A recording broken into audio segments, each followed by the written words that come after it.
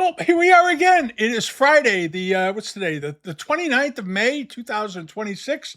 And as always, we're going to go through and see what's going on in the Asian art auction market. There's a number of sales coming up. Not a lot of sales closed this week, but a bunch of stuff is closing next week, as you all know. And I'm going to go through just as a reminder of some of the sales that are coming up in case they fell off your radar during the last couple of weeks, because that happens, as we all know. And there's a sale coming up in Sweden that I'm going to go into that I was looking at a few days ago that looked awfully interesting. There's some nice Chinese objects in here, and the estimates seem very reasonable. And this is at the Stockholm Auction Works. The very well-established auction house. I did a video over on Patreon for it yesterday to talk about the sale a bit, and I'm going to go a little bit into a deeper dive on it here today. But if you saw it over there on the Patreon page, you may hear some of the same things over again, but that's the way it goes sometimes. But it's an interesting sale, and I'm going to get into it. Before we get started, a couple of things that did sell this week. One of them was a relative bargain.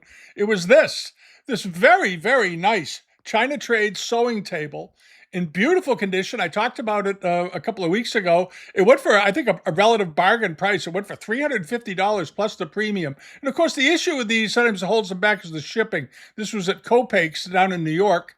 And this is a really good China trade sewing table. It appears to be all original. The bag is probably a replacement. They often are, but it was done with a very nice bit of probably Indian or English sort of paisley weave, a bag underneath for the sewing materials. But it's very dusty and dirty. This obviously came out of a collection or a house or a barn or something. But it would clean up beautifully, and I think someone got a wonderful buy on it. That was I thought the estimate was very low. And it sold for $350 plus premium, so around $450 all done. That was a good buy. That was a really nice piece of lacquer work on that table. And the next thing that sold was this pair of very good-looking bowls. These were Kung Shi period. We talked about them a week or so ago.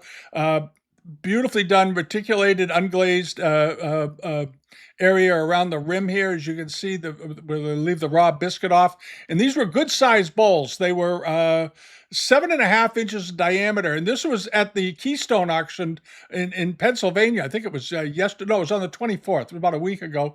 They ended up selling for $3,300 plus the premium. They had a very low estimate, $600 to $800. And as I said in the preview a few weeks ago, they're going to go way over that, and they did. With the buyer's premium, they rolled in at about $4,200 roughly. But that's not an outrageous price for those. In the past, we've seen these virtually identical bowls sell at other auction houses for $3,000 to $5,000 a piece. Not that many years ago, I think I saw one that was in 2022 that went for this. So somebody got a good buy on these. This was a very good buy, and it's a pair. And pairs of these do not turn up very often. Usually, if you look up auction records, you throw this into Google Lens and look for them, you'll find them. And I think Christie's or Sotheby's has had them and so forth, and they tend to do quite well. And there were no pairs that I saw previously sold. So this was a very good deal for somebody. And then over to this is coming up at the Austrian Rug Company, right? Austrian Auction Company. They have a rug sale coming up tomorrow. This is those of you that buy Central Asian textiles.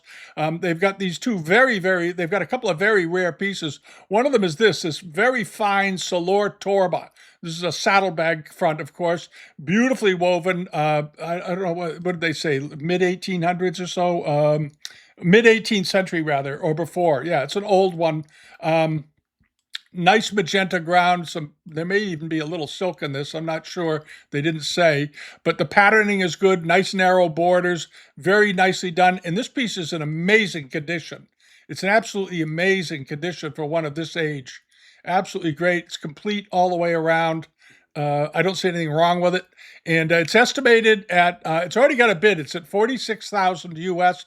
It's got a 70 to 90,000 euro estimate. It's got a big estimate on it, but it's a very desirable piece. And I'm going to be really curious to see how this does, because these pieces have been not on the wane, but the prices haven't been particularly strong over the last few years. And lately we've seen some real interest come back to these extremely fine Central Asian weavings. There is a good write-up on the bottom of it, other examples that have been around and so forth. Interesting piece. And the other piece that's coming up is this Eagle Group Torba. Again, this is a 19th century, mid 19th century one, but very nicely done, in beautiful condition, good color contrast, nice blues in there in the center of the little medallions and so forth. And again, you got these nice narrow borders. It seems to be quite complete around the outside. These do not have their backs any longer. Typically, they get the backs removed years ago in most cases. Occasionally, you see them with their backs, but this was, again, a saddlebag that would have been used to transport goods or property for herders and goatsmen, sheep herders, and so forth. When they moved around, they would use these as bags to put things on their animals. But this was a very fine one. I doubt that it was ever used in the culture. It was probably sold in a market. They used to sell these sometimes when they would go into town, so to speak, to trade for goods. They would sell weavings to people in exchange for things that they needed in their yurts, as they were migrating from the winter grazing to the summer grazing and all that sort of business. This one is estimated at 6,000 to 8,000 euros because it's not quite as old as the last one, and it's got a 3,000 euro opening bid. It's got about 20 people watching it. It's a heck of a nice bag, though. If you like Central Asian weavings, check those out. And there are other rugs in this sale too. At Austrian Rug. So do check those out. And don't forget the Rip and Boswell sale is coming up in a couple of weeks as well. And they've got some very nice pieces, carpets and textiles. Now on to other things. This is something that if you collect Chinese porcelain, you might have seen this. This is coming up at John Moran in California, is having this on June 2nd. Okay, they've mislabeled these. These are not Korean bowls. These are Chinese bowls. And it's a set of them, a set of 3 of these, of the fishermen catching the turtle. And these are Tianqi, Chunzen period transitional bowls. Very, very nice. And there's 3 of them in this lot. The lot has got an opening bid of $750. And that's sort of a mongrel plate they threw in with it. I don't care about that. But if you look at these plates, hold on, there it is. There's the back of it. That's exactly what it should look like. It's Chinese, no doubt. It's not Korean. And the plates are probably worth around $600 to $700 a piece. There's 3 of them in here. So that would make the estimate actually pretty accurate. They estimated the lot at $1,500 to $2,500. I don't know what the reserve is, of course, on it, but they might be buyable, but they're certainly worth going after. And there are only 6 people watching it, including me. I'm one of the few. I don't plan on bidding on them, but I wanted to bookmark them so I could share them with y'all. This could be a good buy for someone. So if you collect this period of porcelain, you might want to pay attention to it. John Moran on Live Auctioneers, and it is lot number 1036. All right, and then over to this. This is just a reminder. This is for the Leland Little sale that's coming up. Let me see, when's this sale? When I get this, we talked about it. We did a preview on it earlier this week. It's coming up on June 3rd in about 5 days. It's an interesting sale. It's a very interesting auction. There's some very nice pieces in there. I hope you're paying attention to it. There's that very, very good Chinlong iron red, copper red dish. And I want to correct myself. Last week, I think I said $3,000 to $5,000 estimate, and that was I misspoke on that. This is the sale right here at the top of this list, and you come down. It's one of the first pieces. This plate here. This should bring more than 3,000 to 5,000. This should bring probably 8,000 to 12,000, 7,000 to 10,000, somewhere in there. I misspoke on that, and I apologize. But it's a very good looking dish. It looks to be in good condition, and apparently it was bought from the Chait Gallery early on. Just to let you know, all right? So I misspoke last week on that. All right, very, very good piece of porcelain. And the other sales that are coming up is this one. This is the very nice Kisi Dragon panel, Ming Dynasty, that's coming up. And this is going to be at Graydon at Sykes, Casa Sykes auction. That's coming up also on June 3rd. They've got some other pieces. They've got some nice Celadon wares in there and so forth, some decent Chinese things. So check that out. But this is a particularly nice example, I think. It's very, very attractive. Check it out. That's at Casa Sykes. And they did, and I'll reiterate that they did let me know that they have more of that. Some of the pieces in this sale came from that same collection where they sold. They did 2 sales of Ming Blue and White, predominantly Ming Blue and White, a couple of months ago, and a couple of months before that. Well, apparently there's more to this collection. I guess this collection is absolutely enormous. And it was bought by a family that was living over there in the 50s and 60s, apparently. And they bought a lot of stuff, and they brought it all back with them. And they're going to be doing another sale of it sometime, I think they said in August or September. We'll let you know when it comes, but it sounds like it could be a very interesting auction. This family had some nice things, and this was one of them. All right, and then over to this, the Grogan sale. This is coming up on the 4th, coming up on next Thursday, with the famous Order of Cincinnati played on it. We did an in-house video on this a week ago. It's a very interesting sale. I think there's going to be a lot of interest in it. There's some great historic pieces in here. If you're a China trade collector, be sure to read all of the descriptions of the lots you're interested in, because they did provide a lot of information that you don't generally see on China trade sales. When they sell porcelain, they'll just say, it's a dish with this or a dish of that, and Fimile Rose. But this one goes into the history of it, who the owners previously had been. One of the pieces in the sale had belonged to George Washington's secretary when he was at Valley Forge. That kind of stuff. If you like collecting pieces that have historical context, this is a sale to go in and spend some money on. Very interesting auction. And this is coming up at Bonhams. Now, Bonhams and Skinners and Bolton have a sale coming up. It's a discovery sale. And the auction is on, when the heck is the auction? The auction's in a couple of weeks, I think. They've got a bunch of Japanese things in the sale, some nice Japanese things. One of them is this great big Satsuma vase. I think it's quite attractive. I think it's got an opening bid requirement of about $1,000 on it, but it's a beautifully done piece of Satsuma. I love the colors on this, the facial expressions. It's very painterly in the way it's done. It's better than you see on a lot of Satsuma pieces. Very nicely potted, great shape, measures about 12 inches tall. But the big thing in this sale is that there's a whole bunch of other pieces I'm going to get to in a second. There's also this lot. Now, this lot caught my eye because of the 2 bowls on the ends. They appear to be Ming. And I'd like to know more about the bowl in the middle. They didn't provide typical Bonhams. I don't know what their aversion is to putting up lots of photographs, but they didn't do enough in the photograph world. Here's the overview of these pieces. But I would strongly, if you're a Ming porcelain collector, look into the bowls, the pair of bowls, and see if they're Ming or not. Get some pictures of the bottoms of those, because if they are Ming, they're quite good. They're very similar. They're not the same as, but they're in the style of some of the early Ming pieces that are in such huge demand today. And also this yellow bowl. I'd like to know more about that in this cup. This might be, it could be an opportunity where something is slipping through. So if you're the type of person who likes to reach out to the auction houses, get a hold of them and ask for some additional shots of these pieces. There might be something here. They may not be, but you cannot tell from these photographs definitively whether or not they're early or not, but they look early. All right. And I think it's worth at least investigating. All right. And this is some of the other stuff in the sale. There is a pile of Manuki in the sale, Subas, you name it. And these are single lots. If you're a Manuki buyer, or you buy, samurai furniture, as they call it, this is the sale to look at. This is a very interesting auction.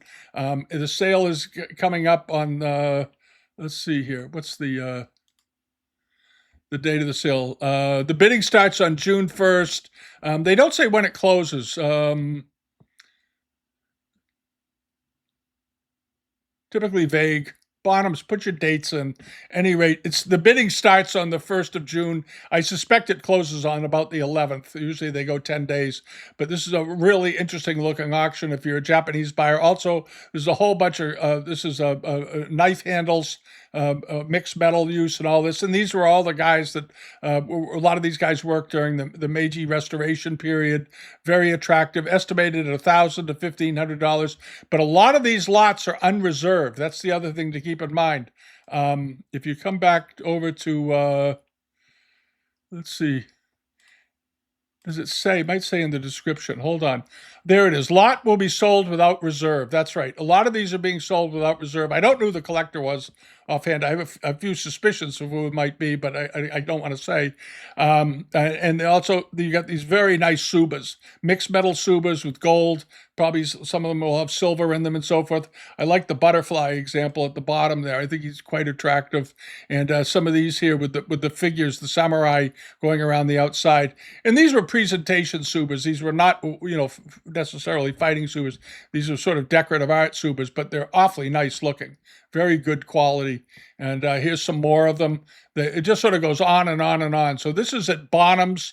It's the old Skinner place out in Marlborough is having this sale. I think if you're a Japanese collector in particular, it's worth looking at very, very much. I got a call from a friend of mine the other day that told me about this sale, and I took a look at it last night, and I went, wow, it's a good looking auction.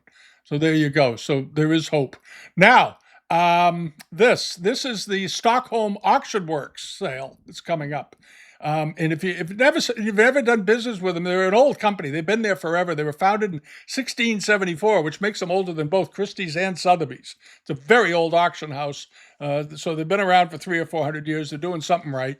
And they've got a very nice sale. It's a good-looking sale. They've got a catalog online that you can get the links to. This is the catalog. It enlarges beautifully. If you want to take a look at something, you can. You just pull it in, double-click the screen, and you can get a good look at it. And you can use the zoom bar at the bottom and get really look at the pictures. The photos are quite high quality. I think they did a good job with this. And definitely check this sale out. Go along over to here. There are a number of pieces in here. I'm going to go through a couple of them with you just because I think they're so wonderful. I really do. There's some very, very nice pieces in here, and their photography is excellent. These are some of the best photographs I've seen from any auction house in the last couple of years, actually. I think they did a really, really great job at it. But they're pros. They've been at it for 400 years, so they know how to do photographs. But we're going to take a look here. But get the catalog. You can grab a link to it. There's a link to it over on Patreon, by the way. I included this over on Patreon several days ago with a link to their catalog so you can flip through it and enjoy it. And it's worth reading and seeing. And the estimates you're going to see are quite reasonable across the board. All right, hold on. And they have things like this very nice Chinese clair de lune vase. It's about, 17 centimeters. It's about 7 inches tall. Beautiful color on it, though. Wonderful color. Late 18th, early 19th century. The estimates on this sale are very reasonable. Keep in mind that the Swedish krona trades at about 11 cents to the U.S. dollar, so about a 10-to-1 ratio. So these are estimated at 4,000 to 6,000 SEK, which means roughly $400 to $600 estimate.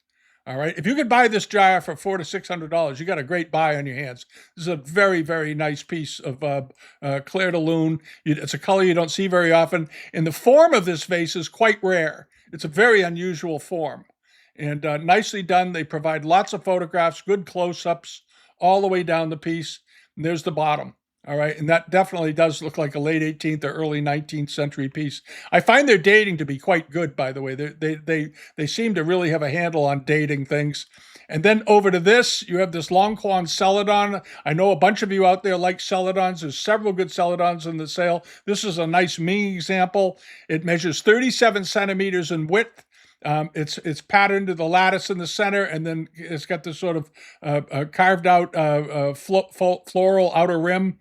It is 37 centimeters in diameter, so it's about 16 inches wide, roughly, about that wide. Very, very nice looking piece. Here's the picture of the bottom. Well, there's the front of it. That's a good shot. And one of the things I did notice is I don't see a lot of wear in the middle of this. And as always, with Celadons, you often find a lot of wear in them because they were used regularly.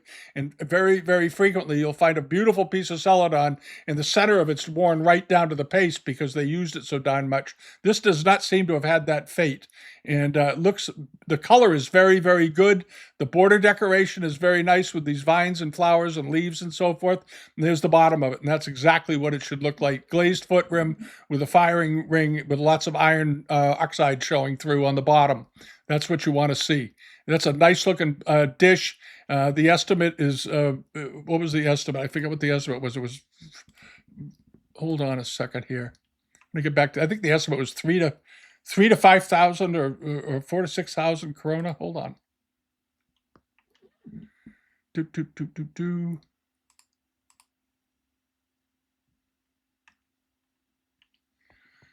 Their catalog is a little wonky. I'm going to warn you. If you enlarge a photo off the page, you can't go back, and I don't know why that is. They need to fix that. That's the only complaint I have about their website, is that the enlargements you can't undo them once you do them. There it is. The estimate is on this is 8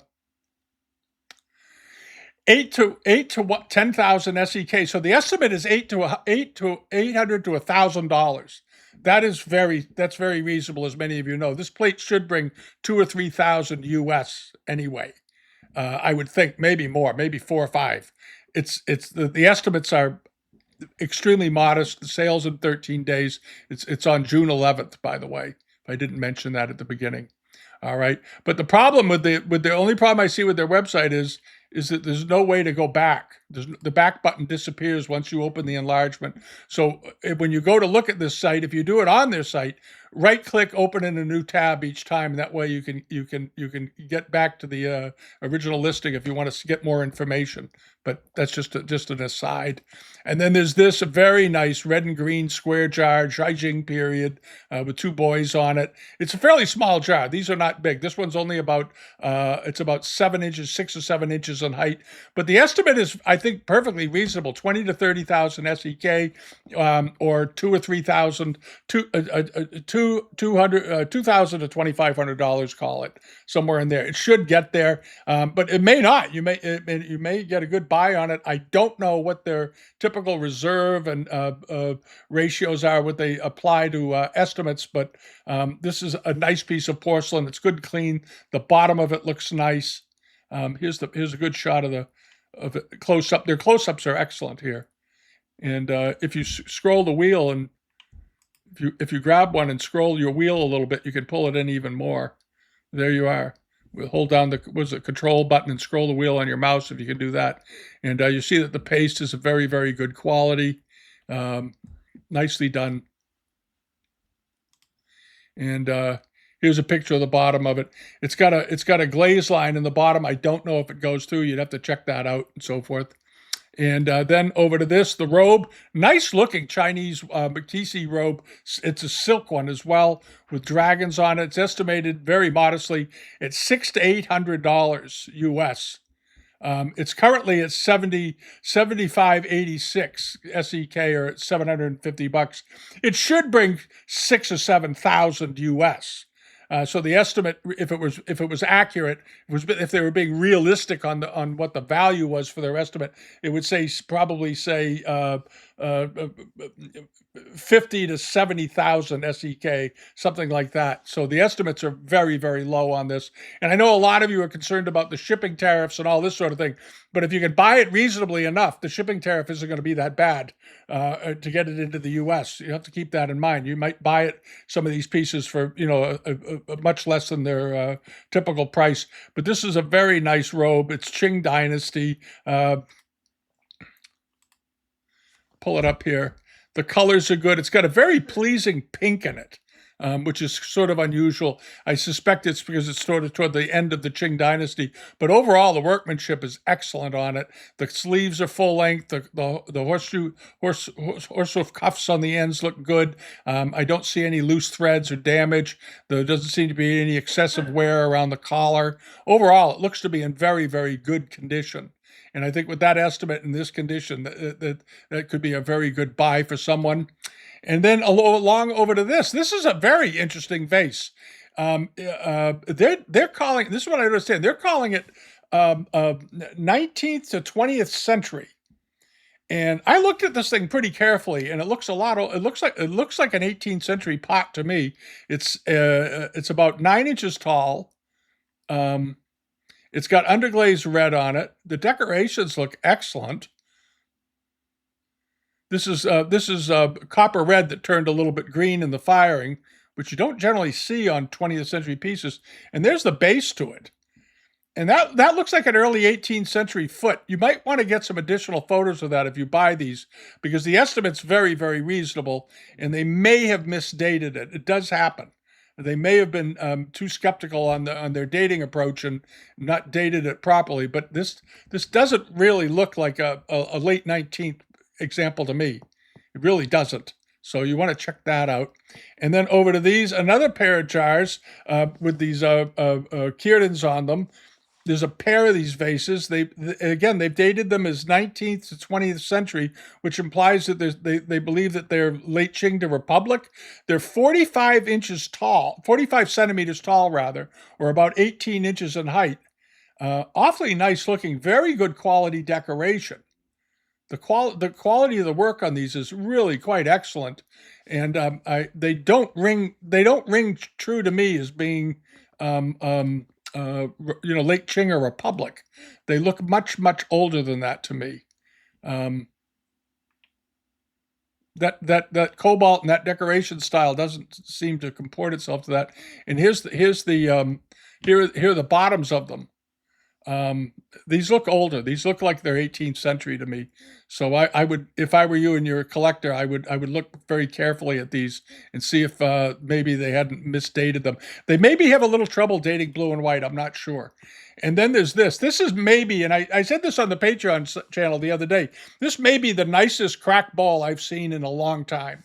And it is very large, 50 centimeters. So it is roughly 20 inches wide. They're calling it a Klempman's bowl because it's got the flared rim on it and so forth. It's really like a giant basin. It's estimated at only 10 or 15,000 SEK, which is, I think, a ridiculously low estimate. If this doesn't bring at least 4 or 5,000 US, I'll be very, very surprised. The quality of work on this is absolutely outstanding. If you look at it carefully, the cobalt decoration is good. It appears to be in perfect condition. It's got masks in 3 places around the corners, which you don't generally see on these Wan Li pieces. This is early Wan Li. This is the early part of the period, not the later ones with all the kiln grit, because I'm going to show you the back of the plate in a minute. And it looks like a very high-end Ming piece without the kiln grit. But the quality of work, there's even a bit of heaping and piling going on in here with some of the cobalt, and the patterning on it is excellent. This is a gem of a plate, and as far as I can see, it has no damage to it anywhere. Hold on, we'll get back over here to this. Scroll down. There's a side shot of it. There's a detail of it. There's the back. All right. That's not the typical back of a cracked plate. That's the back of a very high-end cracked plate. Here they did show, though, because it looks a little washed out in that picture. I think it's because they had a very bright light on it. But they did show, thankfully, a very good shot of the paste on the bottom, the unglazed area. And that looks very good with all the little black specks in there, but creamy white. High quality, very high quality, because as the Wan Li period went along, we've talked about before, there was an increase in the amount of kiln grit that started showing up on pieces because they were producing them faster and faster, and a lot of them were for export, and they weren't all that concerned about kiln grit for the foreigners or to their export customers. And as I said, the catalog here is quite extensive. It goes through. There's some very good bronzes in the sale. As you can see here, some of them are 18th century, some of them are 19th century, some of them are earlier. You have to go through it. There's a very nice Ming standing bronze in here. You've got all the standard sort of Bodhisattva figures and so forth. This tall bronze here, this is a nice one in the middle here. This one. It was something that caught my eye because it's got a lot going on here. It's still got gilding on it. The pigment, look, the patination looks very, very good. And it measures 36 centimeters in height. So it is about 14 or 15 inches tall. It's a nice big bronze. And the estimate on it is very reasonable. It's 50 to 60. It's estimated at, well, they give it here in euros, $4,500 to $5,400, or 5,400 euros, which I think for a bronze this size is extremely reasonable. You can see estimates like that on bronzes of this type that are half that size. This is a big one. Again, 36 centimeters. That's for about 14 and a half, 15 inches tall. It's a nice big one. Good looking bronze. And then hopping along, let's see what else is in here for the fun of it. You've got some Tonkas. You've got some other early bronzes in here, some cloisonne, a mirror. There's that celadon dish we were just talking about. There's some more celadons in the sale. There's a Feiwa roof tile. You've got some Ming enamelwares and so forth. You've got this Kangxi dish down here in the corner. All well-known types, pieces many of you have seen before. They've got a couple of moon flasks in here. These are all late 19th century, of course. You've got one of these bulb pots over here, and it's estimated at well, $300 to $400, which is way under the money. This type of thing generally sells for $800 to $1,200 these days, especially if the color's good. It's got good color. And then over here, you've got a prick and stick holder, a bunch of dishes and bowls. All right. More blue and white. There's a lot of blue and white in the sale. There's some nice flambe pieces. Some of the flambe pieces are late Qing to Republic. There's that Claire de Lune piece again. There is one lot in here, though, that I want to talk about just briefly. Go back to it. Is this one. And I talked about this on Patreon the other day, and they didn't say it's period. This is a Jiaxing mark on it. Right there. But in the description, they're not saying of the period. They're not saying Jiaxing period. They're saying Jiaxing mark 19th century. And when you look at this mark, you'll notice that there's a couple of elements missing out of the mark. And this mark here is this particular one right there. That's one that you generally see most often on Republic pieces, though some Qinlong pieces and some Jiaxing pieces do have them. But the drawing of the mark looks weak to me. It doesn't seem like a strong stroke, and some of the characters seem to be sort of haphazardly placed. So I tend to agree with them that it probably is a 19th century piece, but done out of the period. I don't think it's in the period. And the estimate is 8 to 10,000 SEK for it, which is 8 to 10,000 US rather, excuse me. The estimate on it is 80 to 100,000 SEK, or $7,300 to $9,000 US. Now, if they believe this to be a market period piece, even in this example, I don't think they would have estimated it that low. I think that they have some doubts that it's market period. They just think that it's very, very fine example and probably made during the later on in the Qing dynasty, I think is what they're implying by that description. But it's an awfully nice thing, and the estimate is not unreasonable at all for that, because if it was an authentic one, of course, it would bring 50, 60, 70,000. All right, and then you've got all these other pieces here. You've got some very nice, more blue and white, some Daosai enamel examples. You've got some Empress Dowager Daishi plates here with the aubergine background. On and on and on. It's a nice auction. It's a dandy sale. They should be proud of it. Very nice looking little opium tray there. You got this nice set of dishes. You don't see that very often. How are they dating these? Qinlong period, 23 centimeters, so about 9 inches diameter. The whole lot is estimated at 20 to 30,000 SEK, or $2,000 to $3,000. And there are 12 of these plates in this sale with a very nice pattern on them. And it looked like there's some molding going on here in the rims. I may be mistaken, but it looks like these have partially molded rims with this very nice landscape scene in the center with the houses along the shore and the rivers and so forth. Rather attractive, I think. And some more Famille Rose. There's a great big planter in the lower left there that's quite attractive. And so forth. It just goes on and on. Nice looking auction. So do check that out. That's a sale worth looking at, I think. And this is in Sweden at the Stockholm Auction Works. The bidding starts on the 1st of June online, and the sale closes on June 11th. So you have plenty of time to get a hold of them and talk to them. It's a nice auction. That's all I can really say. It's a very pretty auction. There's some fairly rare pieces in here, good blue and white, and so forth. And there's also some Japanese things at the front end of the sale, too. There's some Japanese woodblock prints and whatnot. There's a couple of bronzes and so forth. So lots of silks. Oh, there's a Shunji example, Kirin plate. We just saw one of these sell. Remember a couple of weeks ago out in California, one of these. It sold for about $3,000 to $3,500 US.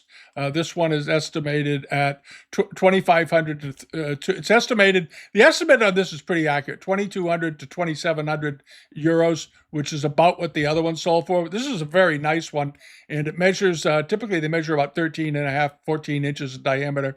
This one is 35 centimeters in diameter, so it's 14 inches wide. It's a little bit on the big side, which is good. And that's worth looking at if you collect these. Also, these Kangxi pieces at the bottom, and then popping along over to here, some plaques. You get to the front of the catalog. They don't have a back button. There's some paintings. Here's the Japanese stuff in the front end of the sale. Also, a rather nice China trade painting in the front here on reverse painting on glass of a young lady. There's some nice pictures in here. I like this painting here too, the people in it. At any rate, that's the sale that's coming up, as I said, on June 11th. There you go. And that's it. That's the catalog. All right. And if I think of it, I'll put the link to this catalog below the video here so you can just go right over to it and browse it if you'd like.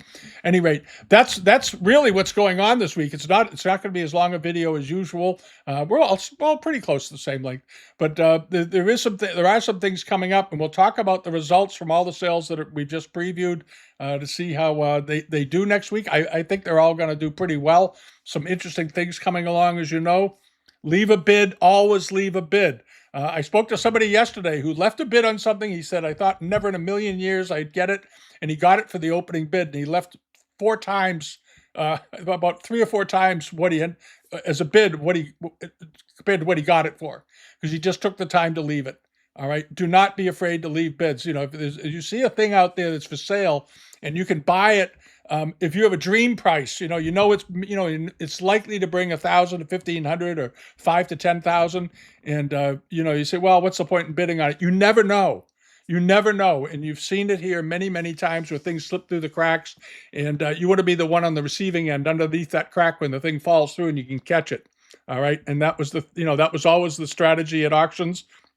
In the old days, people would go, there were dealers who would sit in the front row and they'd bid on every single lot because every once in a while, for whatever reason, somebody didn't get the interest you thought it deserved, and somebody ended up getting an absolute steal, an absolute great buy. And that's the way to buy, because if you get a great buy, you spend less money, you have more money to buy more stuff later from somebody else. All right, so that's it. Subscribe here if you haven't so far on YouTube. Join us over on Patreon. We're having lots of things getting posted over there. It's a lot of fun, and you have access to the global member pages, which are pretty full right now. I think they'll be thinning out after this group of sales go through, and then we'll fill back up again as it always does. And leave a comment, what you like, what you collect. Let me know what kind of things you're interested in. I'm always interested in that. And if you're an American furniture buyer, check out the Brunk sale that's coming up at Brunk's. They've got some very good Americana down there and with some big estimates. So we're going to be watching that to see how they do, to see if the American furniture market is coming back at all. But it does appear that they might be. And they've given some pretty good estimates. There's some very rare pieces of furniture on there in that sale down at Brunk's in North Carolina. And of course, the Leland Little sale and all the other sales we've talked about are coming up in a few days. So do check them out. All right. Have a great weekend. I hope the weather's better where you are than it is here. It's supposed to be cold. It's supposed to be in the 50s here for the next week, roughly. And right now it's clouding up. I want summer. All right. Thanks for watching. See you next time. Bye-bye.